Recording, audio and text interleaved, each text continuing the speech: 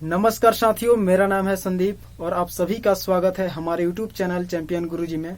तो फ्रेंड्स, आज हम लोग देखेंगे त्रिकोणमिति और त्रिकोणमिति के बेसिक कंसेप्ट को समझेंगे और त्रिकोणमिति के सभी फार्मूले को अच्छी तरह से देखेंगे, उसे याद करने का तरीका देखेंगे और बेसिक कंसेप्ट को बहुत ही अच्छी तरह से समझेंगे। तो फ्रेंड्स, आप इस वीडियो के अंत तक बने रहिएगा ताकि त्रिकोणमिति और त्रिकोणमिति के सारे कंसेप्ट और उसके फार्मूले को बहुत ही अच्छी तरह से सीख सके।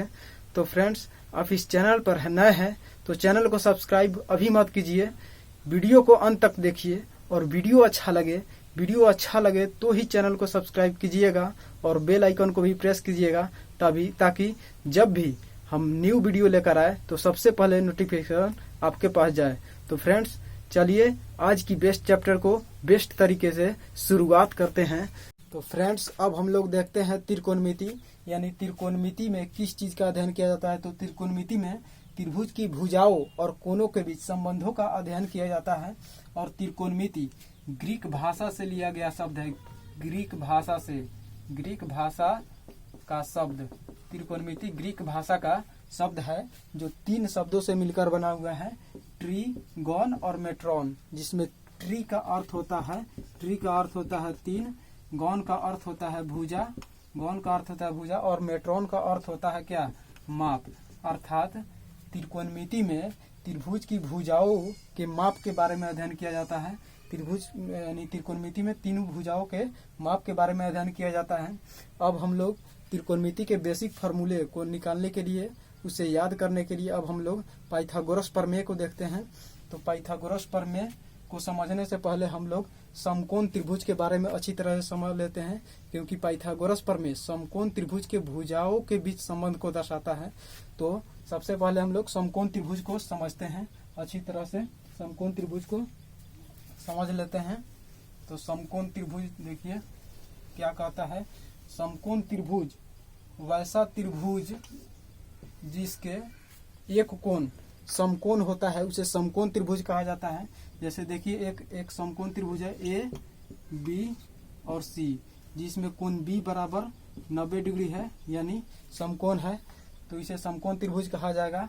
और अन्य दो कोण इसका क्या होता है, न्यून कोण होता है। और त्रिभुज के तीनों कोणों का योग 180 डिग्री होता है।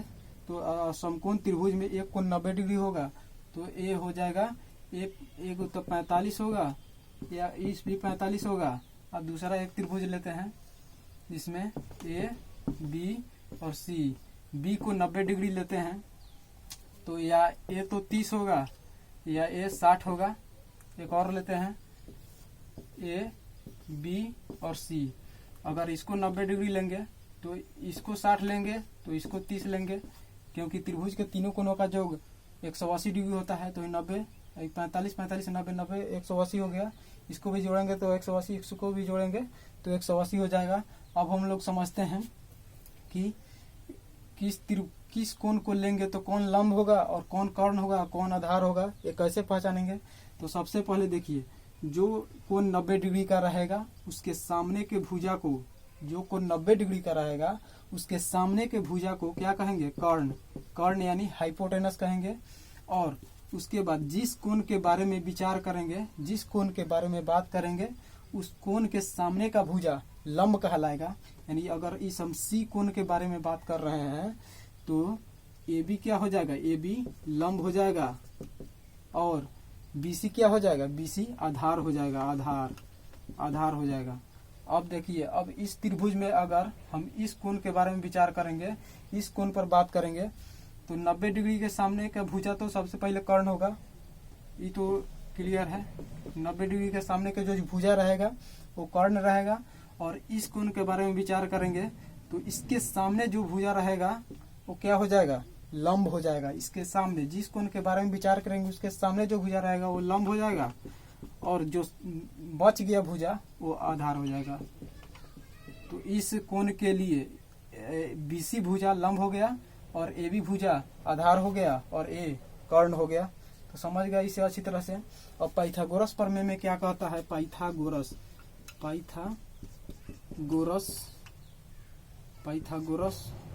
प्रमेय, पाइथागोरस प्रमेय में क्या कहता है? पाइथागोरस प्रमेय में कहता है कि कर्ण के लंब का स्क्वायर, कर्ण का स्क्वायर लंब के स्क्वायर और आधार के स्क्वायर के योग के बराबर होता है। तो लिखेंगे कर्ण का स्क्वायर बराबर लंब का स्क्वायर प्लस आधार का स्क्वायर हो जाएगा, आधार का स्क्वायर हो जाएगा। अब इसको अगर हम कर्ण का स्क्वायर बराबर लंब का स्क्वायर प्लस आधार का स्क्वायर है, अब हमको लंब का स्क्वायर निकालना रहेगा। जैसे लंब का स्क्वायर निकालना है तो हम कर्ण के स्क्वायर में से ही आधार के स्क्वायर को इधर ले आएंगे तो घटा देंगे। कर्ण का स्क्वायर माइनस ये आधार का स्क्वायर हो जाएगा, आधार का स्क्वायर हो जाएगा।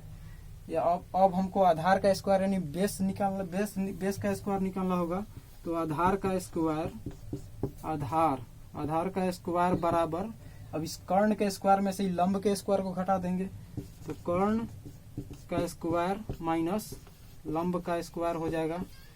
तो एक पाइथागोरस प्रमेय में हो गया। ये हम लोग कर्ण का स्क्वायर और लंब बराबर लंब का स्क्वायर प्लस आधार का स्क्वायर याद रखेंगे तो ये दोनों आसानी से निकल जाएगा।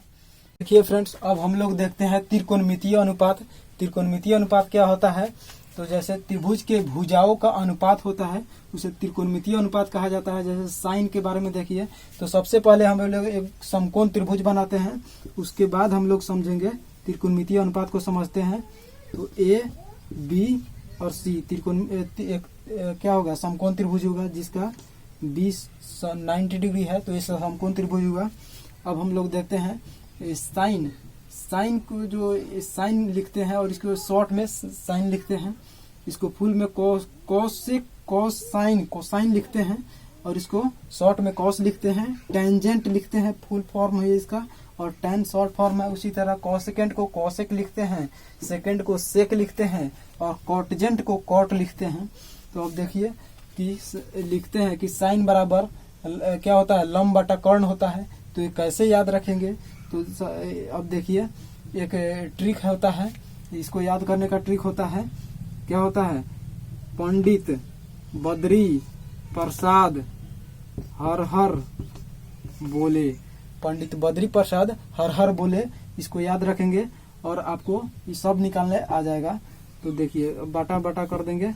अब P से होता है परपेंडिकुलर, B से होता है बेस और P से होता है परपेंडिकुलर बेस, और P से परपेंडिकुलर होता है, H से हाइपोटेनस होता है, हाइपोटेनस और बेस होता है। तो P/H यानी परपेंडिकुलर बटा हाइट कहेगा तो साइन होगा P/H, परपेंडिकुलर बटा हाइपोटेनस कहेगा तो साइन होगा। अब लिखेंगे कॉस के लिए, ये लिख देंगे, इसको लिखेंगे कॉस के बराबर, तो बेस बटा हाइपोटेनस कहेगा, बेस अब बटा हाइपोटेनस कहेगा तो कॉस हो जाएगा। और tan के लिए इसको लिख देंगे P/B लिखेंगे तो हो जाएगा tan हो जाएगा। अब इसका उल्टा करेंगे, इसको पलट देंगे तो कॉसेक बनेगा, कॉस को पलटेंगे तो सेक बनेगा, tan को पलटेंगे तो कॉट बनेगा। तो इसको पलटिए, h को ऊपर ले जाएंगे, h/P हो जाएगा। अब इसको ऊपर ले जाएंगे, h/B हो जाएगा, h/B हो जाएगा। अब ई हो जाएगा, उसको ऊपर ले जाएंगे, B/P हो जाएगा, B/P हो जाएगा। तो कॉसेक बराबर हाइपोटेनस बटा परपेंडिकुलर, सेक बराबर हाइपोटेनस बटा बेस और कॉट बराबर बेस बटा परपेंडिकुलर हो जाएगा। अब इसको इंग्लिश में याद कर लिए, अब इसको हिंदी में याद करना हो तो कैसे करेंगे? तो उसके लिए याद रखेंगे क्या? लाल बटा कक्का याद रखेंगे, लाल बटा कक्का याद रखेंगे, लाल बटा कक्का याद रखेंगे। तो एल से हो गया लंब, के से हो गया कर्ण, ए से हो गया आधार, के से हो गया कर्ण, एल से हो गया लंब, ए से हो गया आधार। तो लंब बटा कर्ण के लिए लिखेंगे लंब बटा कर्ण हो जाएगा। तो क्या हो जाएगा? साइन के लिए लंब बटा कर्ण हो गया। अब इसको ले आएंगे, ये मतलब आधार बटा कर्ण, तो आधार बटा कर्ण लिखेंगे। किसके लिए? कॉस के लिए। अब इसके लिए tan के लिए हो जाएगा क्या? लंब बटा आधार हो जाएगा, लंब बटा आधार हो जाएगा, लंब बटा आधार। अब इसको पलट दीजिए उसी तरह जैसे पहले पलटे थे। उसी तरह से कौशिक को लिखने के लिए अब फिर लंब बटा कर्ण है, तो कर्ण बटा लंब कर देंगे तो कौशिक हो जाएगा। कर्ण बटा लंब करेंगे तो क्या हो जाएगा, कौशिक हो जाएगा। उसी तरह कर्ण बटा आधार करेंगे, इसको पलटेंगे तो क्या हो जाएगा, सेक हो जाएगा। कर्ण अब बटा आधार करेंगे, आधार तो सेक हो जाएगा। इसको पलटेंगे, आधार बटा लंब करेंगे तो कौट हो जाएगा। आधार अब बटा लंब करेंगे तो कौट हो जाएगा। अब इसको हम लोग निकाल लिए। तो फ्रेंड्स नेक्स्ट देखते हैं हम लोग त्रिकोणमितीय संबंध को देखते हैं। साइन का उल्टा कोसेक होता है, कॉस का उल्टा सेक होता है, टेन का उल्टा कॉट होता है। इसको कैसे याद रखेंगे, तो साइन, तो देखिए साइन को हम बड़ा मानेंगे और इस सब को छोटा मान रहे हैं। साइन को बड़ा मान रहा है तो साइन, अब शादी कराएंगे इस सब को, तीनों को शादी कराएंगे। तो देखिए साइन को बड़का मान रहा है तो बड़का से साइन का शादी होगा। साइन बड़का है तो तीनों में बड़का है, तो एक और है कि जो हम बड़का है तो हम पहले शादी करेंगे। तो इस साइन गया सबसे पहले बड़का को चुन के और इसे शादी कर लिया। तो देखिए इस सब तीनों में सबसे बड़ कौन है, स्पेलिंग में सबसे बड़ कौशिक लग रहा है, तो साइन का उल्टा कौशिक हो गया। अब देखिए कॉस और सेक, सबसे पहले टैन को देखते हैं। तो टैन टैन कह रहा है कि जो हम उसी से शादी करेंगे जेकरा से हमरा कुंडली मिलेगा। तो देखिए टैन में क्या है, टैन में टी है और इसमें भी कॉट में टी है। टैन में टी, कॉट में टी, तो ये टैन कॉट से कर लिया तो टैन का उल्टा कॉट हो गया। अब कॉस में देखते हैं। तो कॉस में कौन कौन सा मान है, सी है और एस है, इसमें भी सी है और एस है, तो कॉस का उल्टा सेक हो गया। अब इसको याद हो गया हमको। तो देखिए जैसे 1/4 होता है और इसका उल्टा 1/4 हो जाएगा, तो 4 और 1/4 में गुना करेंगे तो क्या होगा, 4 से 4 कट जाएगा और 1 के बराबर हो जाएगा। उसी तरह ये है साइन और कॉसेक एक दूसरे के उल्टा है, तो इसको भी गुना करेंगे तो 1 के बराबर होगा। तो देखिए साइन थीटा अब गुने कॉसेक थीटा को गुना करेंगे तो क्या होगा, 1 के बराबर होगा। थीटा क्या होता है, तो थीटा एक कोण को दिखाने का सिंबल होता है। तो देख अब हम लोग सिद्ध करते हैं कि साइन थीटा और कोसेक थीटा को गुना करने पर 1 कैसे होगा। तो साइन थीटा बराबर अभी हम लोग देखे हैं परपेंडिकुलर बटा हाइपोटेनस देखे थे। अब इसमें गुना करेंगे अब कॉसेक थीटा बराबर क्या देखे थे, तो इसका उल्टा देखे थे, तो हाइपोटेनस अब बटा परपेंडिकुलर देखे थे। तो पी से पी कट जाएगा, एच से एच कट जाएगा, तो 1 के बराबर नहीं हो जाएगा। तो ये ऐसे होता है, इसको सिद्ध कर दिया हम लोग 1 के बराबर कैसे होता है। अब देखिए साइन थीटा और कोसेक थीटा बराबर 1 हो गया। तो अगर हम लोग को साइन थीटा बराबर निकालना होगा तो 1 बटा कोसेक थीटा लिख देंगे और कोसेक थीटा बराबर निकालना होगा, कोसेक थीटा बराबर निकालना होगा तो इसको 1 इसको बाटा में ले जाएंगे, 1 बटा साइन थीटा हो जाएगा। अब होता है कॉस थीटा और सेक थीटा एक दूसरे का उल्टा होता है, तो कॉस थीटा और सेक थीटा को गुना करने पर क्या होगा, 1 के बराबर होगा। तो कॉस थीटा अगुना सेक थीटा, कॉस थीटा अगुने सेक थीटा बराबर क्या होगा, 1 होगा। अब इसी तरह देखिए कॉस थीटा बराबर क्या लिख सकते हैं, कॉस थीटा बराबर इसको भागा में ले जाएंगे तो 1 बटा सेक थीटा लिख सकते हैं। अब सेक थीटा बराबर क्या लिख सकते हैं, तो सेक थीटा बराबर क्या लिख सकते हैं, सेक थीटा बराबर इसको भागा में ले जाएंगे तो 1 बटा कॉस थीटा हो जाएगा, 1 बटा कॉस थीटा हो जाएगा।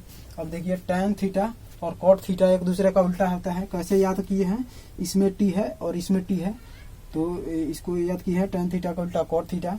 तो टैन थीटा गुने कॉट थीटा बराबर क्या हो जाएगा, tan theta into cot theta बराबर 1 हो जाएगा, उल्टा है तो गुना करने पर 1 के बराबर हो जाएगा। अब टैन थीटा बराबर लिखना होगा तो 1 बटा कॉट थीटा हो जाएगा और कॉट थीटा बराबर लिखना होगा तो 1 बटा टैन थीटा हो जाएगा। अब हम लोग सिद्ध करते हैं कि साइन थीटा और कोसेक थीटा को गुना करने पर 1 कैसे होगा। तो साइन थीटा बराबर अभी हम लोग देखे हैं परपेंडिकुलर बटा हाइपोटेनस देखे थे। अब इसमें गुना करेंगे अब कोसेक थीटा बराबर क्या देखे थे, तो इसका उल्टा देखे थे, तो हाइपोटेनस अब बटा परपेंडिकुलर देखे थे, तो पी से पी कट जाएगा, एच से एच कट जाएगा, तो 1 के बराबर नहीं हो जाएगा। तो ये ऐसे होता है, इसको सिद्ध कर दिया हम लोग 1 के बराबर कैसे होता है। अब देखिए साइन थीटा और कोसेक थीटा बराबर 1 हो गया। तो अगर हम लोग को साइन थीटा बराबर निकालना होगा तो 1 बटा कोसेक थीटा लिख देंगे और कोसेक थीटा बराबर निकालना होगा, कोसेक थीटा बराबर निकालना होगा तो इसको इसको बाटा में ले जाएंगे, 1 साइन थीटा हो जाएगा। अब होता है कॉस थीटा और सेक थीटा एक दूसरे का उल्टा होता है, तो कॉस थीटा और सेक थीटा को गुना करने पर क्या होगा, 1 के बराबर होगा। तो कॉस थीटा गुना सेक थीटा, कॉस थीटा गुने सेक थीटा बराबर क्या होगा, 1 होगा। अब इसी तरह देखिए कॉस थीटा बराबर क्या लिख सकते हैं, कॉस थीटा बराबर इसको भागा में ले जाएंगे तो 1 सेक थीटा लिख सकते हैं। अब सेक थीटा बराबर क्या लिख सकते हैं, तो सेक थीटा बराबर क्या लिख सकते हैं, सेक थीटा बराबर इसको भागा में ले जाएंगे तो 1 कॉस थीटा हो जाएगा, 1 कॉस थीटा हो जाएगा। अब देखिए टैन थीटा और कॉट थीटा एक दूसरे का उल्टा होता है, कैसे याद किए हैं, इसमें टी है और इसमें टी है तो इसको याद किए हैं, टैन थीटा का उल्टा कॉट थीटा। तो टैन थीटा गुने कॉट थीटा बराबर क्या हो जाएगा, tan theta into cot theta बराबर 1 हो जाएगा, उल्टा है तो गुना करने पर 1 के बराबर हो जाएगा। अब टैन थीटा बराबर लिखना होगा तो 1 कॉट थीटा हो जाएगा, और कॉट थीटा बराबर लिखना होगा तो 1 टैन थीटा हो जाएगा।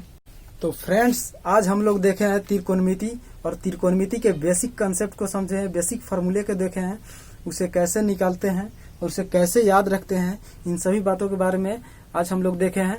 तो फ्रेंड्स नेक्स्ट वीडियो हम लोग त्रिकोणमिति मान सारणी को निकालने का मेथड देखेंगे, उसे याद कैसे रखना है इसके बारे में बहुत ही अच्छी तरह से मैं बताऊंगा, ताकि आपको जुबान पर आपको याद हो सके और अपने क्वेश्चन आसानी से बना सके। कोई भी पूछे तो आसानी से आप लोग त्रिकोणमिति के मान सारणी को बता सकते हैं। तो फ्रेंड्स नेक्स्ट वीडियो में मिलते हैं हम लोग आपके साथ। तो फ्रेंड्स चैनल को सब्सक्राइब कर लीजिए और बेल आइकन को प्रेस कर दीजिए। मिलते हैं नेक्स्ट वीडियो में। जय हिंद।